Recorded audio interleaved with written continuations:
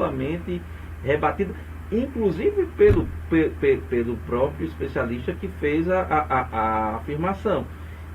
Mas assim, ao chegar em Campina Grande, eu escutei esse tipo de informação em eventos oficiais aqui, né, da psicologia, um evento especial da psicologia falando das mães geladeiras, uma coisa que realmente já ultrapassava décadas, que tinha sido superado.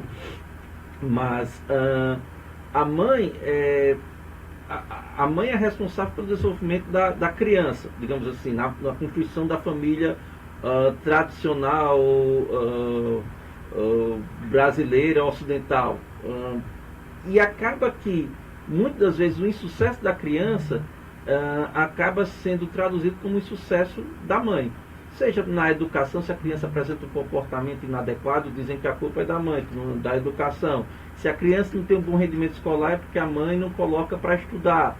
Então, já presenciamos várias situações onde houve conflito familiar que evoluiu para divórcio por causa do filho, que a filho, o insucesso do filho era culpa da mãe, e a família paterna e o pai acabavam se afastando por causa disso. Então, esse problema familiar é uma coisa que tem que ser melhor enfrentada a partir de agora, essa dinâmica familiar em torno da criança com autismo. Com autismo, com qualquer outra dificuldade, aqui o tema é autismo, mas qualquer outra dificuldade cognitiva, emocional. Aproveitando aí a deixa, tem uma mãe, né, está participando aqui e está fazendo uma pergunta pelas redes sociais. Ela está perguntando em relação ao tratamento medicamentoso, onde é percebido uma grande melhoria em alguns pontos, o que esperar do momento em que esse medicamento for retirado?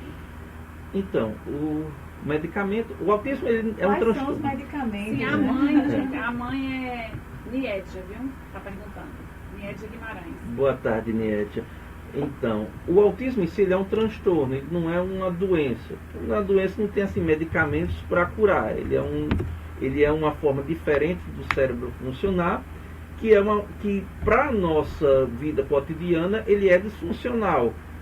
Ele apresenta algumas dificuldades, né, para manter uma vida em sociedade por causa dessas dificuldades de comunicação e socialização. Mas existem situações onde a gente tem que entrar com medicação. Nas crianças abaixo de 5, 6 anos, principalmente quando há agressividade intensa, porque isso vai restringir a capacidade dele de interagir com as outras crianças. Quando há problemas no sono muito fragmentado, porque isso vai trazer irritabilidade e inquietação no outro dia. E, lógico, quando há convulsões. Na crianças maiores, também às vezes a gente entra com medicações para melhorar a atenção, principalmente na escola, melhorar a atenção e com isso melhorar o rendimento escolar. Como é o nome desse medicamento da atenção? Da atenção a gente tem vários, tem a Ritalina, o Concerta, os medicamentos à base de metilfenidato e outros psicoestimulantes. Mas são remédios que são obrigatoriamente receitados, né? Não em todos os autistas. Então, assim, só se o autista apresentar isso. Então, uma boa parcela dos autistas, a grande maioria, precisa de algum medicamento em algum momento da vida, mas não necessariamente em todos os momentos. Se ele tem um comportamento agressivo e esse foi, em um momento foi preciso entrar com medicação, por exemplo, com a risperidona, que é o medicamento mais amplamente utilizado. É justamente o medicamento que a criança está citando aqui. E chega um momento em que as terapias conseguiram avanço, a criança ganhou um grau de desenvolvimento para tolerar a frustração, a família conseguiu trabalhar isso, e ele não tem mais agressividade, é hora da gente tentar retirar a medicação. E aí se espera que ele consiga manter esse comportamento aprendido antes, por algum tempo. Se não conseguir, volta-se à medicação. A medicação paliativa. Ô Glene, a gente fala essa questão dos autistas agressivos. Eu tenho um caso de irmã da minha filha, que o grau ficou tão avançado que ela não conseguia mais cuidar da criança, porque ela começou a ficar um pouco perigoso a convivência, ela teve que internar essa criança, né, num grau altíssimo, realmente severo mesmo. Inclusive, eu acompanhei agora nessa última semana num blog, que é o Autismo em Minha Vida, e que a mãe relata, né, o dia a dia dela com aquela filha que se autoflagela, né, ela tem a testa toda machucada, toda ferida, né, o corpo todo ferido. Então, qual o acompanhamento que existe para esse tipo de autismo? O que o governo oferece para uma situação dessa? Porque no caso dela, ela teve condições de pagar uma clínica particular, né, para dar essa assistência, mas nesse alto grau severo do autismo, o que se dá para essa mãe hoje de acompanhamento, de uma mãe que não tem condições de arcar com esse tratamento, né? O que é feito em Campina Grande ou na Paraíba com relação a isso? Bem, a rede pública de saúde, ela tem a obrigação de acolher e dar o tratamento a todas as crianças que dela necessitam, inclusive as crianças com autismo severo, com alto grau de agressividade, que graças a Deus tem sido uma parcela muito, muito pequena hoje da população de crianças com autismo. Mas essas crianças hoje, elas não encontram ainda um anteparo com o mínimo de adequação para recebê-las no sistema de saúde, infelizmente. Então, o que temos hoje no sistema de saúde são a rede de saúde mental para abrigá-los. E aí você coloca junto com todos os outros transtornos mentais, com pessoas com esquizofrenia, com transtornos de humor bipolar, então, drogadição. Então, ficam todos no mesmo ambiente recebendo. Claro que os profissionais tentam direcionar toda a terapia adequada para aquele grupo, mas a alta procura com a pouca oferta de serviços e de profissionais faz com que o atendimento não seja o mais adequado, infelizmente. Deveríamos ter mais unidades de CAPS pela rede pública, estruturadas com toda a equipe multidisciplinar para poder melhor atender essa população. Doutor Glenn, outra informação que eu acho que é interessante, né? Se já existiu uma resposta para isso. A ciência ainda não consegue descobrir as causas do autismo, né? Não sabe se é fisiológica, se é ambiental, mas eu queria, assim, né? Uma pergunta, acho que todo mundo tem essa dúvida.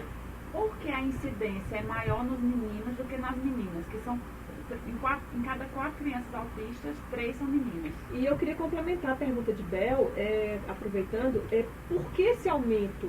Né? Eu li que uma mãe estava investigando nos Estados Unidos que esse alto índice era com relação ao agrotóxico nos alimentos. O que a ciência vem encontrando atualmente para descobrir o porquê desse grau tão alto, esse aumento tão absurdo?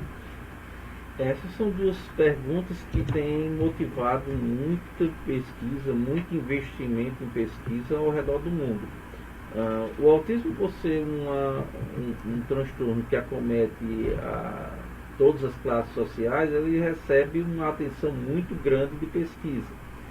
E o que tem se visto é que tentaram se encontrar diversos culpados, vilões pelo autismo.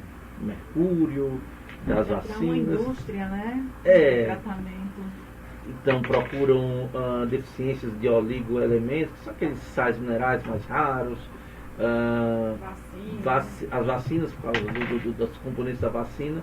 Mas o que se sabe hoje é que há uma herança, o que se tem de certo, digamos assim, se pode dizer isso, é de que é uma herança que a gente chama de poligênica, são vários genes que tem que estar expressos ali para causar aquele problema, interagindo com fatores ambientais. O que é que se considera como fatores ambientais? Os fatores que permeiam a vida dessas crianças e que permeiam também, principalmente os primeiros meses de gestação e os primeiros meses de vida.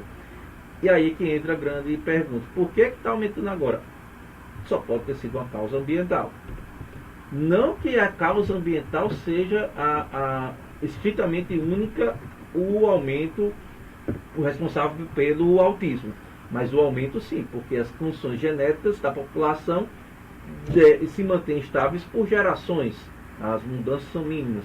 Então, a nossa alimentação pode ter relação? Pode sim. E aí você vê que algumas crianças, isso não é uma regra, não é uma prescrição clínica de tratamento, mas algumas crianças se beneficiam da restrição do glúten. Algumas crianças se beneficiam da restrição da lactose. Outras que têm autismo também, mas não se beneficiam. Então, há alguma coisa de ambiental? É provável que sim.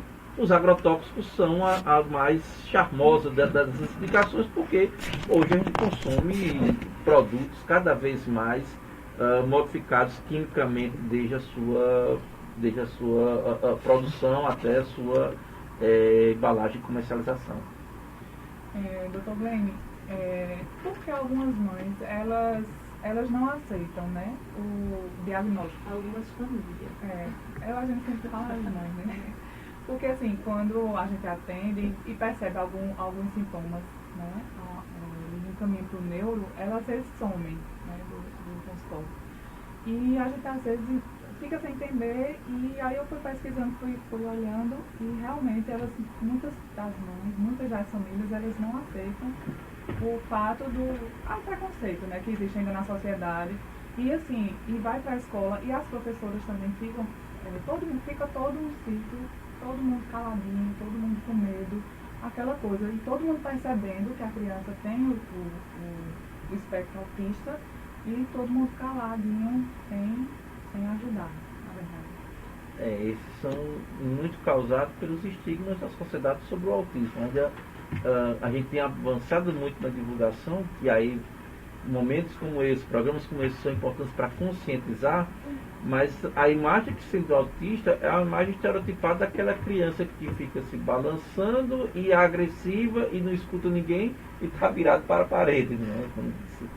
Então, isso dá um medo na mãe, porque vê a criança, digamos assim, fisicamente perfeita. Ela não tem alguma deficiência, não tem alguma doença ali. Então, você dizer que ela vai ter uma restrição para a vida é muito duro para ela. E principalmente porque a imagem dela vem com o preconceito que vai se ter ao longo da sociedade. Felizmente, quando o diagnóstico quando é dado, assim, mesmo que ela assuma e tudo, mas a criança não vai mudar. E felizmente depois ela procura os serviços e desfaz um pouco essa imagem negativa e melhor, ajuda a construir uma imagem mais positiva sobre o autismo. Quando você vê crianças que conseguiram entrar no mercado de trabalho, isso a gente vai discutir hoje na Nobel mais tarde, crianças que estão terminando faculdade, que entraram no mercado de trabalho, que conseguem até ter relacionamentos amorosos, por que não?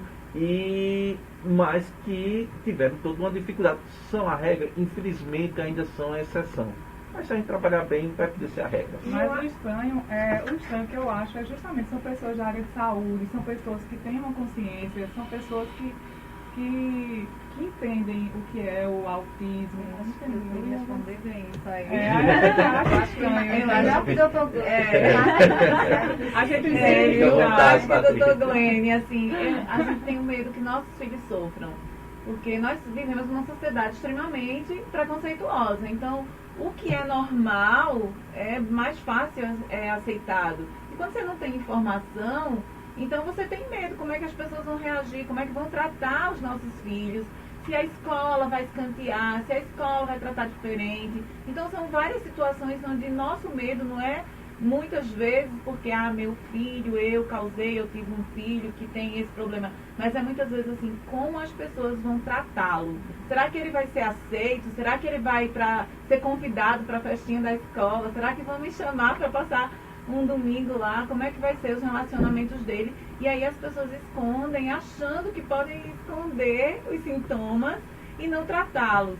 E aí eu acho que hoje à tarde, né, vou fazer uma mega assim, porque tem um pessoal, inclusive a Márcia, que é a Márcia Tavares, ela foi minha mãe nessa descoberta de como eu me aceitar e dizer assim, meu filho é autista. A gente brinca, tem uma hashtag que a gente diz assim, eu TEA amo, né? Que é o transtorno do espectro do autista. Hoje ela vai estar com o senhor mediando aí um time assim, super craque, de mães que passaram por essa situação, que estão contando histórias pessoais, que tem livros publicados, teses publicadas, que se debruçaram, né? E eu acho uma coisa bacana que elas não pararam a vida, mas elas conseguiram paralelamente cuidar dos filhos, encaixar como você, né? Como eu. Elas são muito mais fortes, viu, gente? São pessoas super admiráveis, que é a Renata Vilarim, Márcia Tavares, Vilma Cardido e Cláudia Queiroz. Todas eu as conheço, Assim, vai ser hoje às 16 horas na Livraria Nobel. O senhor vai estar mediando e eu acho que essa forma da gente estar discutindo, e hoje eu publico um texto no Por Elas, falando como foi minha trajetória da descoberta com Pedro e da minha descoberta como mãe de uma criança que precisava de um olhar mais, porque criar filhos já dá trabalho. É verdade. Né? Criar filhos, o senhor tem filhos, né? Temos. E assim, acaba tendo, aqui tem uma mãe de 4, sabe como é? É cansativo, Desafiador. é desafiador, é crescimento, Mas eu acho que é importante também a gente vir aqui falar, não é só esse lado bonito da maternidade, não, né? A gente tem que falar do outro lado também. E o que eu acho assim que é importante, Patrícia, frisar muitas associações, né? temos associações aqui, mas assim, pra gente finalizar, com o Dr. Glenn. Antes de finalizar, deixa eu mandar alô. Tá. Posso? Deixa. Eu queria mandar pra, não sou a Xuxa, mas quero mandar um alô pra Lisiane, pra assim, viu? Robson, pra Carla, todo mundo aqui ligado na gente, pra Niédia e Felipe, que é o paciente do Dr. Glenn, um amor. Alícia, tá todo mundo lá. Sonali, Larissa, Diego, Dona Creuza, minha sogra, vovó também de um anjo azul. Nunca minha mãe. Um beijo pra mãe, pra Cleone. E aí todo mundo que tá ligado no Por Elas, muito obrigada por essa audiência. A Tá? E manda. Beatriz pediu também, viu? Ela disse que a gente não mandou o beijo dela e ela quer. Ah, Beatriz, um beijo. E não esquece, tá? Manda o WhatsApp, o nome completo para participar do sorteio. 99618-1864. Inclusive tem Pedro ali, né? Assim, do outro lado, participando. Eu coloquei no meu Instagram, assim, os bastidores, Pedro assistindo, escutando a entrevista e querendo participar. E tem Lenier que veio aqui pro estúdio prestigiar a gente, né? Olha que coisa linda. Beijo pra Glenn. vocês. Então, Beijo, vamos pra Pedro. a última, Olha. a última pergunta. É muita coisa para perguntar, mas vamos já honrar a Patrícia. Vamos, obrigada. Assim, Dr. Glenn, é muito bom poder discutir, trazendo essas informações, mas, se possível, para a mãe que ela tem dúvida, porque a mãe percebe, né? Os pais, por favor também, família, ajude essas mães. Quais seriam os principais sintomas? O senhor já falou no início, mas vamos dizer 3 tópicos que ela precisava prestar atenção para que ela conseguisse dar o acompanhamento necessário a essas crianças. Os 3 principais pontos a se observar. A criança não se comunica adequadamente, não fala adequadamente. A criança não interage de forma bem intrínseca mesmo, interação com as outras crianças, principalmente da mesma idade, porque alguns aspas, principalmente, eles se relacionam muito bem com o adulto, mas tem dificuldade com as crianças da mesma idade, e a criança tem comportamentos repetitivos que não são úteis para o dia dela, são aquelas manias, aquelas coisas que eles fazem repetidamente. Esses 3 pontos são os 3 pilares para o diagnóstico do autismo. E na suspeita de que seu filho tenha pelo menos 2 desses, é bom procurar um serviço para o diagnóstico. Independente da idade? Independente da idade, né? Claro que crianças abaixo de 1 ano e meio, 2 anos, fica um pouco mais complicado para a gente observar tudo isso. Então não vamos montar uma barricada visualizando todos os comportamentos da criança. Mas a partir de 1 ano e meio, 2 anos, a gente já consegue observar que algo está saindo do desvio do desenvolvimento normal e consegue já avaliar e identificar. Doutor Glenn, obrigada. Você enriqueceu aqui a gente com conhecimento, né? E deu dicas aí para os pais que precisam perceber, não só para dar o tratamento, mas para dar uma vida mais digna, porque essas crianças às vezes são autistas, né? A família finge que não está percebendo e elas sofrem, e elas conseguem com a ajuda, né, profissional e suporte familiar. Então a gente queria muito agradecer a sua presença Para as famílias também. Isso, e suporte para as famílias também. E a gente vou passar a palavra para a Daone, que é a psicóloga do grupo, e ela vai dar algumas dicas de como as famílias podem trabalhar, utilizar no dia a dia técnicas para o tratamento, né, do espectro autista. Bem, gente, é uma coisinha que a gente pode fazer em casa, eu chamo umas brincadeiras que a gente pode fazer em casa, umas brincadeiras sérias que a gente pode brincar um pouco com as nossas crianças. São técnicas utilizadas para o tratamento do espectro autista. São métodos ABA. Sempre que a gente quiser uma maior interação e a gente não esteja conseguindo com as nossas crianças, a gente começa a brincar com métodos repetitivos com eles. Então a gente vai, começa a brincar, a gente começa a brincar com eles através de métodos repetitivos. Se eles estão brincando de bola, a gente vai brincar de bola com eles. E aí a gente começa aquela interação. Se eles estiverem agressivos, a gente fica ali tranquilinho, mas aí sempre eles vão começar a brincar de alguma coisa. Quando eles começam a brincar, a gente vai lá e brinca com eles. Até a gente conseguir uma interação, porque às vezes a gente não consegue interação com eles. Então sempre a gente em casa, a gente tenta um tipo de interação, não tem aquela de dizer que não consegue. Sempre a gente vai conseguir. Então, assim que a gente conseguir aquela interação, a gente começa a fazer métodos repetitivos, várias vezes até conseguir. Isso a mãe, né, geralmente é a mãe que consegue, né, Patrícia? Geralmente é a mãe que vai conseguir fazer isso. Aí, a partir desse método de interação que a gente vai ter, aí a gente vai conseguir, pronto, se a criança tem dificuldade na fala, porque autistas, os autistas, eles às vezes, assim, tem uns que têm dificuldade na fala, a maioria tem dificuldade no olho, né? Isso, eles não, aliás, acho que todos, não sei. Não, nem todos, né? Nem todos.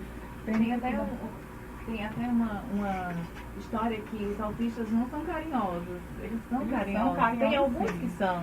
Não é regra, né? Eles escolhem sim a pessoa que alimenta, a pessoa que dá carinho, que cuida. Então eles são carinhosos. Eles olham muito. Porque tem os diagnósticos de autismo que é mais leve, né? Aquela Asperger. Por exemplo, a gente tem aí um matemático famosíssimo que ganhou um prêmio Nobel, né? Que já era autista. Imagina naquela época, né? A dificuldade que ele tinha, né? Para ter um suporte. Então, assim, a gente vai tendo essa técnica de interação, né? De repetição. E aí a gente vai brincando de forma lúdica, repetindo, até quando a gente conseguir a repetição, a gente vai brincando. Quando conseguir olhar no olho, conseguiu, vai aquela comemoração. Tudo isso em casa, gente. Não precisa estar lá no psicólogo toda vez para conseguir, porque a pessoa faz, eu não tenho dinheiro para ir psicólogo, eu não tenho dinheiro para ir para terapia. Então, não vou fazer a terapia, então não consigo com meu filho. Meu filho é agressivo, não consegui que ele falasse, não consegui que ele olhasse, não consegui. Não, você consegue fazer em casa sim. Basta ficar tentando, repetindo com ele, brincando com ele. Então você faz. É porque eu não tenho como eu fazer aqui para mostrar para vocês. Mas assim, a técnica... Faz no blog, faz no Ela vai ficar devendo umas dicas pra gente no blog. Por elas.net. Exatamente. Até um convite para as pessoas irem lá, né? Seguir a gente nas redes sociais, no nosso site, comentar. Por elas.net, viu, gente? Eu vou fazer isso no blog, certo? Agora eu prometo que, olha, eu vou fazer tudo bem direitinho. Vou brincar bastante. Eu adoro brincar nessas coisas de vídeo. Eu não tenho problema com isso. Pronto, então vamos seguir da Alana lá e a gente vai agora ouvir umas dicas de moda. Rapidinho, deixa eu só dizer a última, que é bem interessante. É um fator bem importante que tem nos autistas agressivos, são que eles se agridem muito. Então, assim, é uma forma deles chamar a atenção, não é, doutor Glenn? Eles se agridem muito. Então, assim, a primeira vez que eles se agridem, os pais correm e vão, ai meu Deus, não faça isso, não sei o quê. Então, é uma forma de linguagem deles. Então, assim, gente, não corram, pelo amor de Deus, para acudir o seu filho. Chamamos de reforço negativo. Não corram para acudir o seu filho quando ele está agredido. Por favor, deixe, pelo menos da primeira vez, não corram, deixe ele se agredir um pouquinho. Só se for muito mesmo, você tem que correr. Mas não corram, porque é uma forma dele estar se comunicando com você.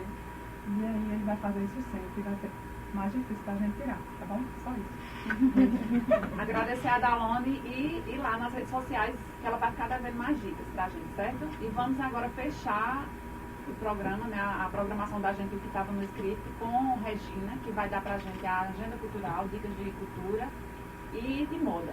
Tá bem, é tudo muito rápido. Muita coisa. Dica de moda vai ficar para os nossos convidados, que a gente vai ter aqui sempre uma pessoa que estudou e vai ter propriedade para falar sobre moda. Mas eu queria passar o que hoje está se discutindo. É para que as pessoas não sejam vítimas da moda.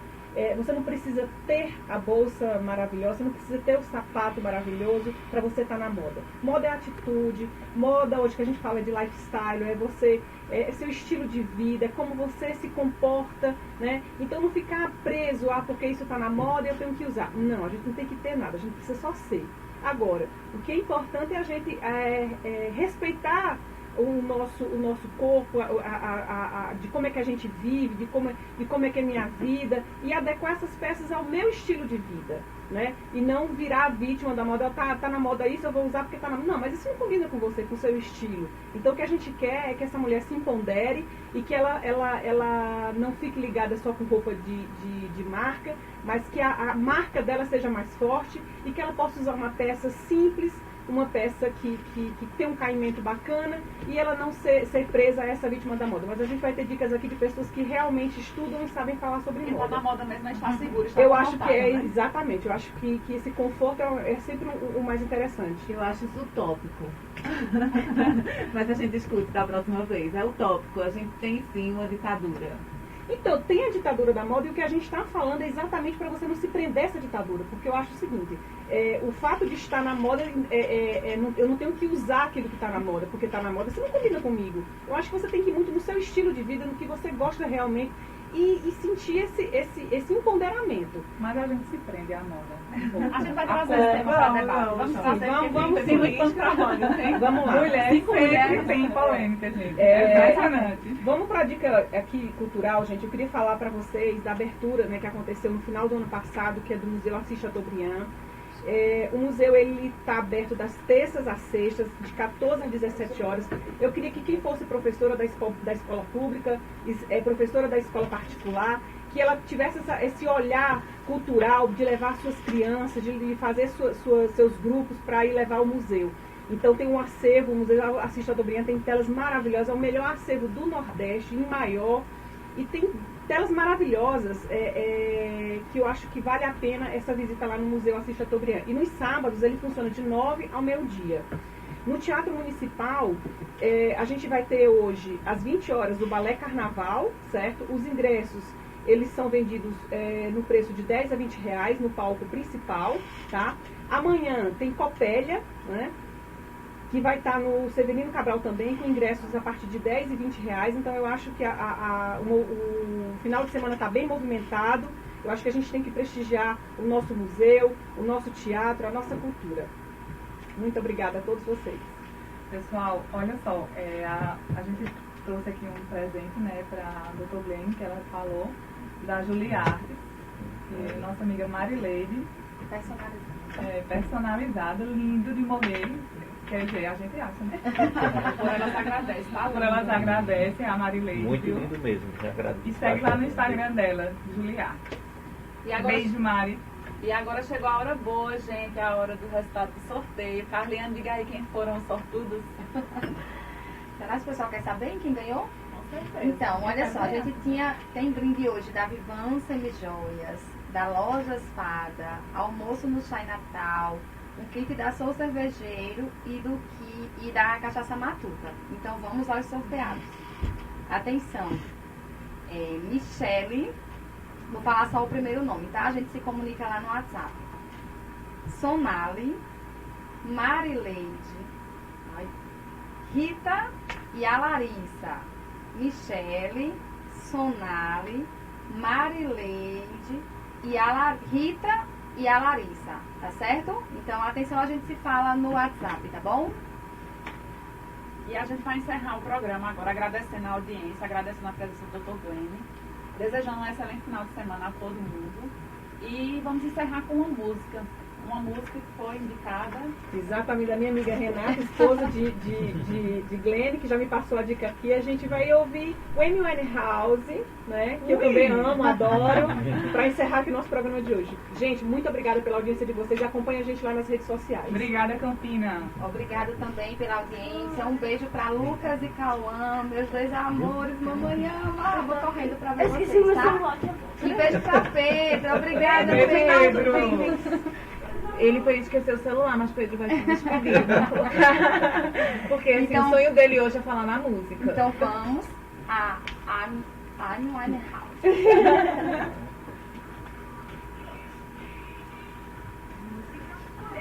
pedir Pedro.